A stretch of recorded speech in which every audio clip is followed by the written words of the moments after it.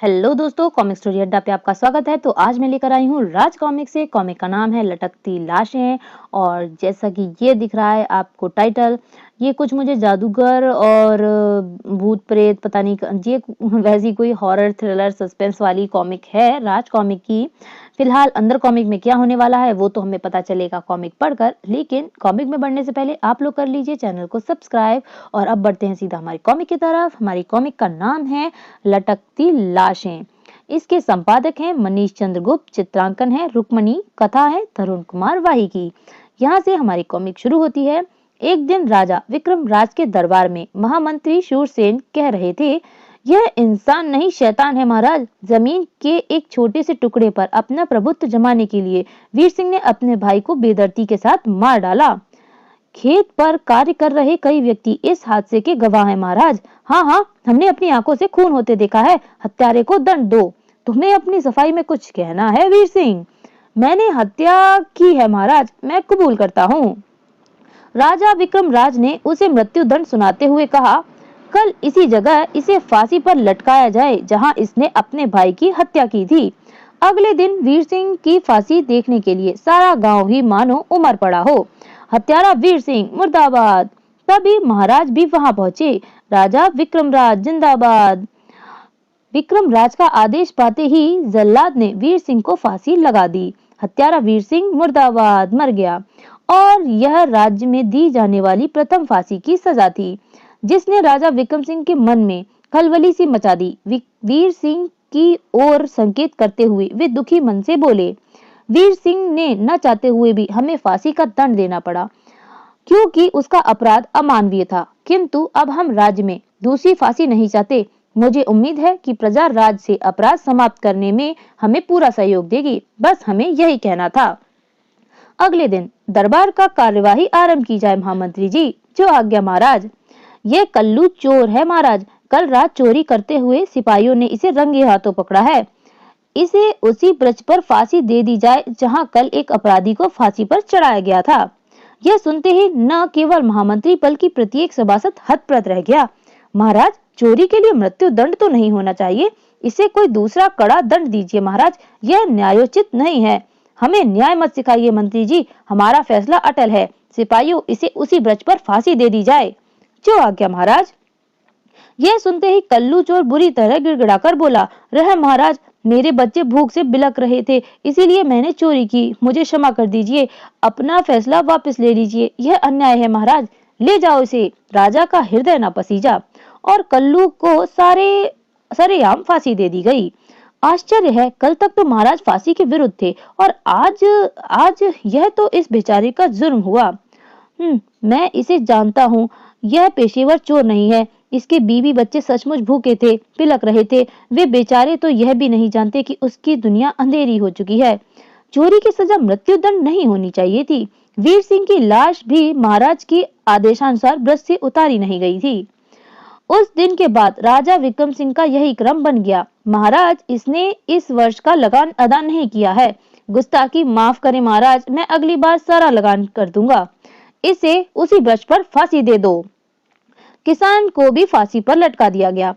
छोटी सी गलती पर भी राजा विक्रम के दरबार में फांसी की सजा बन गई। इसे फांसी दे दी जाए। रानी रूपमती भी राजा विक्रम के न्याय को देखकर हैरान थी।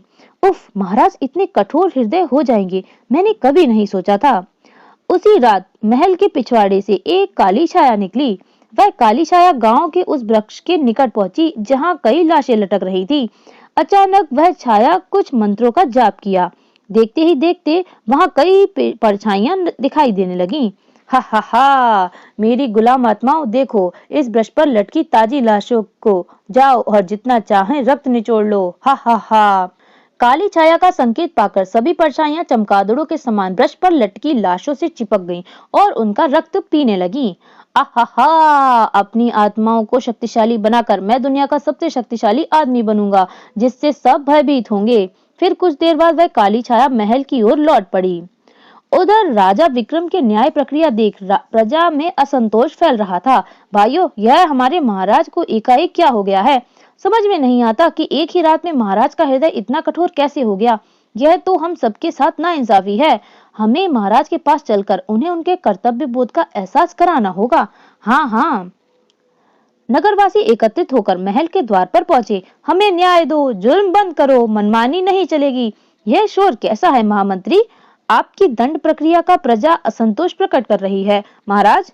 ओह, राजा के दंड प्रक्रिया पर आवाज उठाना भी अपराध है। इन सबको फांसी लगा दो। जाओ, यह हमारा हुक्म है। लेकिन महाराज, हमारे आदेश की अवहेलना मत करो महामंत्री जी। राजा की क्रोधित आंखें देख महामंत्री चुपचाप वहां से चले गए। ये उचित नहीं है महाराज, प्रजा बगावत कर देगी। हमें परवाह नहीं।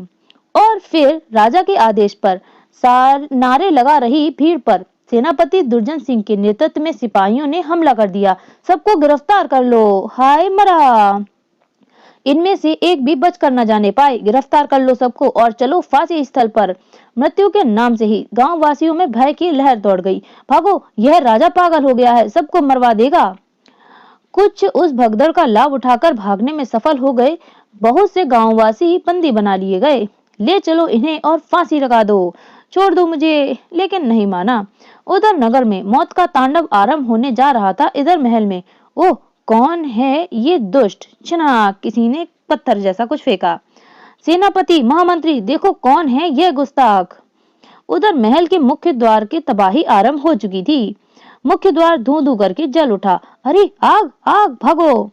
पहरेदार अभी आग लगने का कारण भी समझ नहीं पाए थे कि अचानक एक हवाई घोड़ा वहां प्रकट हुआ और उसका सवार कहर बनकर पहरे पर तैनात सैनिकों पर टूट पड़ा। ये देखो, पलक झपकते ही उसने कई पहरेदारों को मौत के घाट उतार दिया।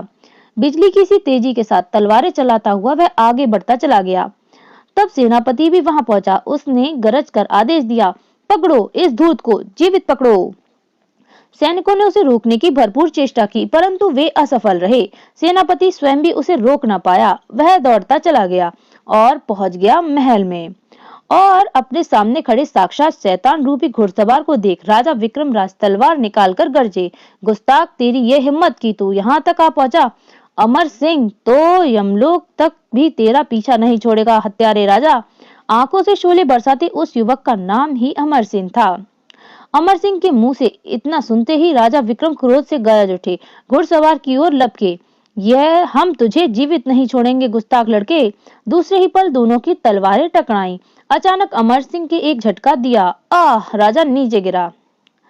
मेरे निर्दोष पिता को फांसी पर लटका देने वाले राक्षस, आज मैं तेरा भी वही हाल करूंगा।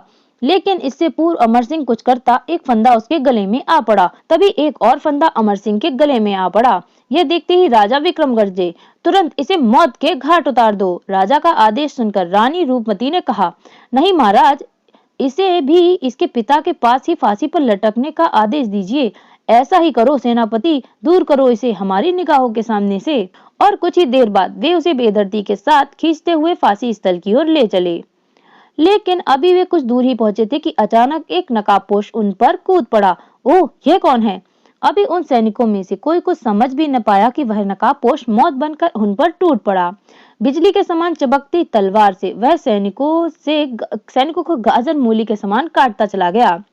कुछ ही देर में उसने सभी सैनिकों को मौत के घाट उतार दिया और बुरी तरह घायल व बेहोश हो चुके अमर सिंह को उठाकर नकाबपोश ने घोड़ा एक तरफ दौड़ाया। और फिर जब उसे होश आया तो उसने स्वयं को एक खंडर में उसी नकाबपोश के सामने पाया। ओह, तुम मेरा परिचय जानना चाहते हो बहादुर युवक? यह देखो महारानी जी, आप इस रूप में।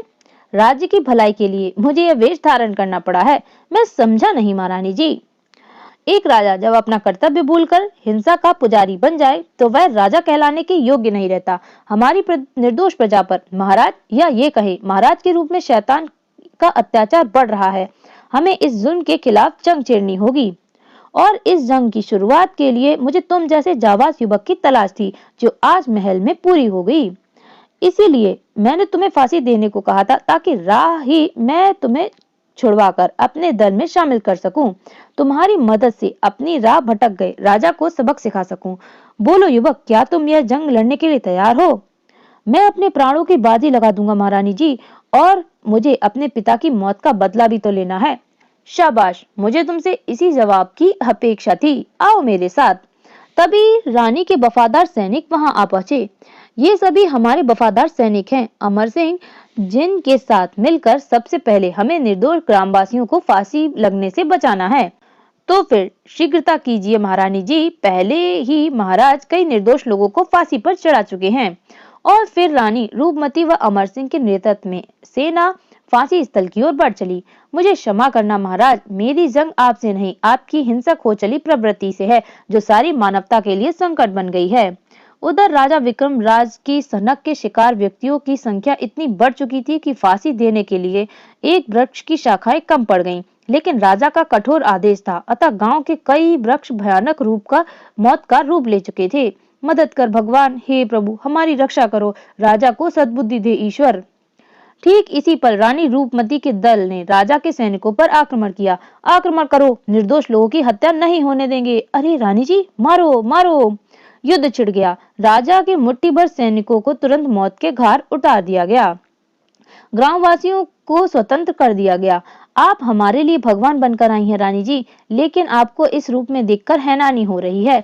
यह सुनकर अमर सिंह कह उठा, इस समय इन सब बातों का नहीं है भाइयों, जंग छिड़ चुकी है। आप लोग भी दुष्ट राजा के खिलाफ जंग में हमारा साथ दो, अन्यथा यह पूरा नगर ही वृक्ष का शमशान बन जाएगा। चलो, हमें वृक्ष पर लटके इन भाइयों की मौत का बदला लेना है। हम तैयार हैं। तो फिर बढ़ो राजमहल की ओर, लेकिन ध्यान रहे शिकार राजा विक्रम राज है, किसी निर्दोष का रक्त न बहे।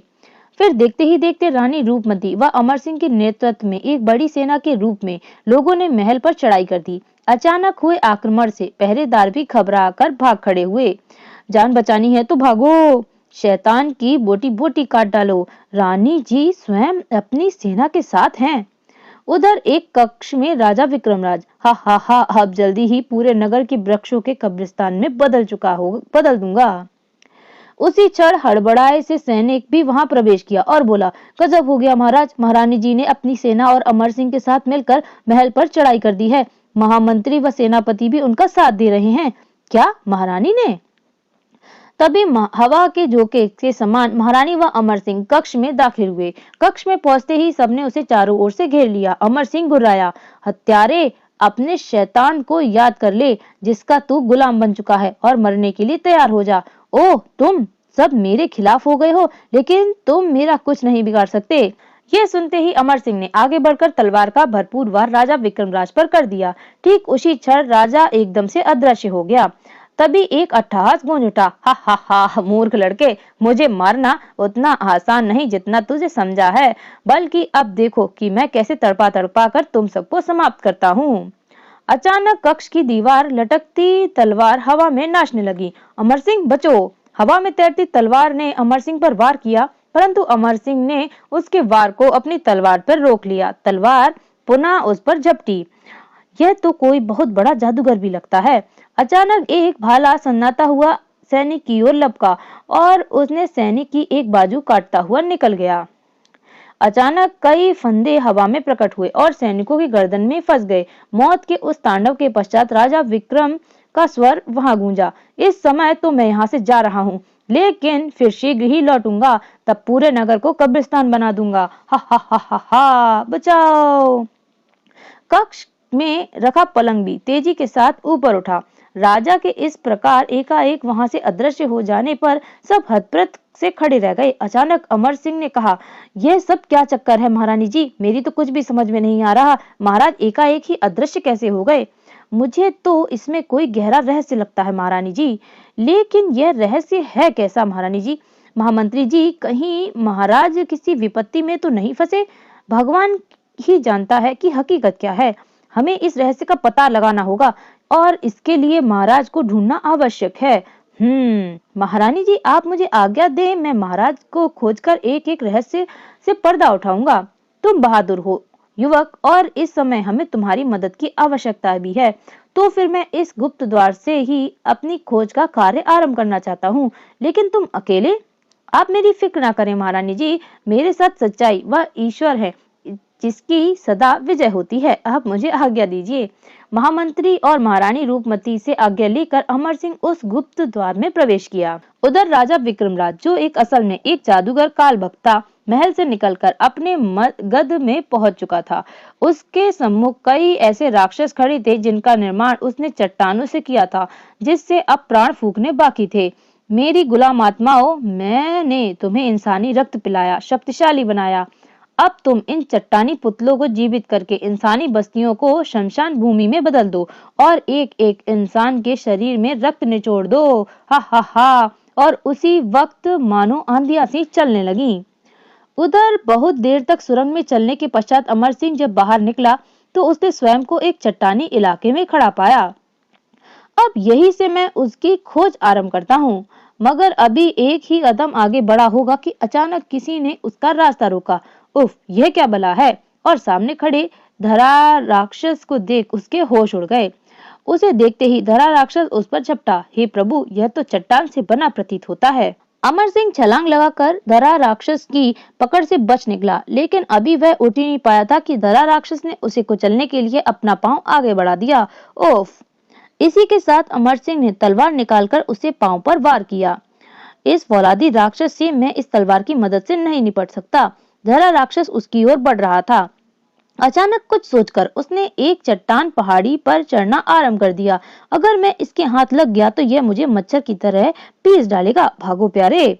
धरा राक्षस लगातार उसके पीछे था। ओह, वह ऊपर ही आ रहा है। धरा राक्षस ऊपर पहुंचकर उसकी ओर बढ़ा। इस बार जैसे ही धरा राक्षस उस पर झपटा, अमर सिंह उछलकर एक तरफ हट गया। शुक्र है जान बच गई। धरा राक्षस सैकड़ों हाथ गहरी खाई में गिरता चला गया।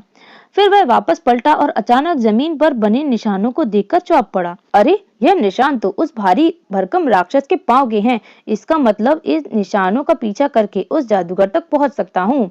उधर नगर में अचानक आतंक व खौफ फैल गया। बचाओ बचाओ, भागो। आह। इस आतंक व खौफ का कारण वे धरा राक्षस थे, जो अपने सामने पड़ने वाले प्रत्येक व्यक्ति को गेहूं के दाने के समान पीसते चले जा रहे थे। ये राक्षस सबको मार डालेंगे। लोग अपने प्राण बचाने के लिए जिधर मुंह हुआ भागे चले गए। उधर जादूगर काल भक्त राजा विक्रमराज के सम्मुख खड़ा विजयी स्वर में कह रहा था, देखो विक्रमराज, मेरा कहना न मानकर तूने कितने कष्ट सहे हैं। ये देखो, एक राजा के लिए अपनी प्रजा का जुल्म करना और उन्हें कारण फांसी पर लटका देने से बेहतर है यह कष्ट सहना। और तू यही चाहता था कि मैं तेरी गुलाम आत्माओं को लहू पिलाने के लिए निर्दोष व्यक्तियों को वृक्षों पर टांग दूं। वह तो तुम्हारे रूप में मैं अब भी कर चुका हूँ, और अब मेरे राक्षस तुम्हारे नगर को शमशान बना रहे हैं। हा हा हा। नहीं, ऐसा नहीं हो सकता। और तुम्हारी प्रजा मेरे राक्षसों का मुकाबला नहीं कर सकती, क्योंकि जब तक मैं जीवित हूँ वे नहीं मर सकते, और मुझे मरना तो दूर, यहाँ पहुंचने की कोई सोच भी नहीं सकता। हा हा हा। नहीं। और राजा विक्रमराज, अब तू भी मरने के लिए तैयार हो जा, क्योंकि मैंने अभी तक तुझे इसीलिए जीवित रखा था ताकि दिखा सकूं कि तेरे इनकार के बाद भी यह कार्य आसानी से कर सकता हूँ। हा हा हा।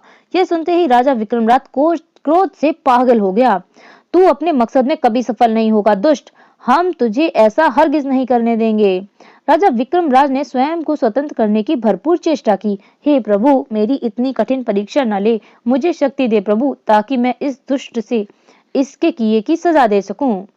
तभी जादूगर काल भक्त अपने तलवार लेकर उसकी ओर बढ़ा, लेकिन अभी वार करने के लिए उसने तलवार उठाई ही थी कि एक पत्थर उसके सर से आ टकराया। राख। कौन है गुस्ताख। उसी पर राजा विक्रम भी अपनी संपूर्ण शक्ति जुटाकर स्वयं को स्वतंत्र करने में सफल हो गए। जादूगर कालभक्त के पुराने व अमर नहीं नहीं नहीं नहीं नहीं नहीं, नहीं।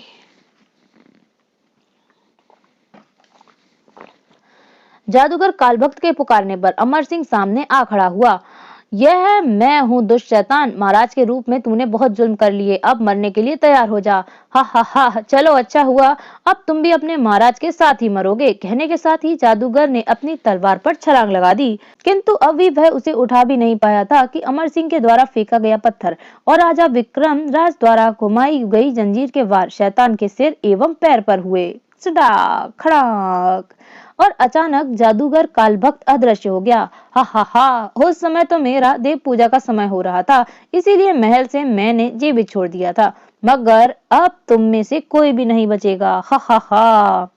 जमीन पर पड़ी तलवार अचानक हवा में उड़ गई और राजा विक्रमराज पर झपटी। महाराज बचिए! राजा विक्रमराज ने दोनों कलाइयों पर लिपटी जंजीरों को हवा में घुमा दिया। हवा में नाचती तलवार दोनों का प्रहार करने लगी। इस प्रकार तो हमें मार डालेगा। अचानक अमर चौंक पड़ा। यह खून के निशान कैसी? ओह, यह वही खून है जो पत्थर लगने से उस जादूगर के शरीर से बह रहा है। हाँ, वह खून बह रहा है। इसका मतलब जिधर ये निशान बने समझो वहीं वह शैतान उपस्थित है। और निशाना साध कर अमर सिंह ने नुकीली पत्थर जादूगर की ओर उछाल फेंका। परिणाम स्वरूप एक तेज चीख निकली। खचा! आ! दूसरे ही पल जादूगर कालभक्त जमीन पर पड़ा नजर आया। यह तो बेहोश हो गया। पत्थर की चोट ने इसकी सारी शक्ति छीन ली है। इसे उठाकर फांसी के वृक्ष के पास ले चलना होगा। कल प्रजा के सामने हम इसे भी वही मौत देंगे जो शैतान हमारी निर्दोष प्रजा को दिया करता था। अमर सिंह ने उसे बेहोश शरीर को अपने कंधे पर उठाया। फिर जब महल में पहुंचकर अमर सिंह ने सारी हकीकत बयान की तो रानी आंखों में आंसू लिए कह उठी, ओ महाराज, मैं न जाने आपके विषय में क्या क्या सोच गई। मुझे क्षमा कर दीजिए महाराज। क्षमा कैसी महारानी? तुम्हारी जगह हम होते तो वही करते जो तुमने किया। हमें तुम पर नाज है। फिर महाराज ने अपनी कहानी सुनाते हुए कहा, जिस दिन हमने वीर सिंह को फांसी दी उसी रात जादूगर कालभक्त हमसे गुप्त रूप से मिला और राजा विक्रमराज, मुझे कुछ ताजा लाशों की जरूरत है। जो मैं कहूँ वही करो, वरना परिणाम भुगतने के लिए तैयार रहो। मैं इनकार करने पर तब यह काम मैं स्वयं करूंगा। यह देखो। मेरा रूप धारण करने के पश्चात उसने मुझे बंदी बना लिया। न जाने मेरी प्रजा पर वह राक्षस क्या जुर्म कर रहा होगा। और उसके बाद की कहानी तो आप सब लोग जानते ही हैं। उफ, इतना बड़ा धोखा। खैर, बुराई का अंत बुरा ही होता है। फिर अगले दिन सरेआम जादूगर कालभक्त को वृक्ष पर फांसी दे दी गई। साथ ही राजा विक्रमराज बोले, भाइयों, यह हमारे राज्य में दी जाने वाली अंतिम फांसी है। आज के बाद राज्य में कोई फांसी नहीं होगी। आज मेरे पिता की आत्मा को शांति मिल गई होगी। राजा विक्रमराज जिंदाबाद। उसके बाद वृक्ष पर लटकी लाशों का अंतिम संस्कार स्वयं महाराज की देखरेख में हुआ और फिर राज्य में कभी कोई फांसी नहीं दी गई। और यहाँ पर हो गई हमारी कॉमिक का हैप्पी एंडिंग। तो बताइए आपको ये कॉमिक कैसी लगी? वृक्ष पर लटकती हुई लाशें। तो ये कॉमिक कुल मिलाकर ये कॉमिक भी बहुत ही बढ़िया थी, इंटरेस्टिंग थी। लेकिन इस कॉमिक में काफ़ी लोगों को फांसी पर लटका दिया गया है, तो थोड़ी बहुत सैड भी थी। तो बताइए आपको ये कॉमिक कैसी लगी? मुझे तो ये कॉमिक पसंद आई और कॉन्सेप्ट भी बहुत अच्छा था। तो जाने से पहले मैं बस यही कहूँगी कि चैनल को सब्सक्राइब करना बिल्कुल भी ना भूलिएगा और अगर कॉमिक पसंद आई हो तो वीडियो को लाइक कीजिएगा। Thank you.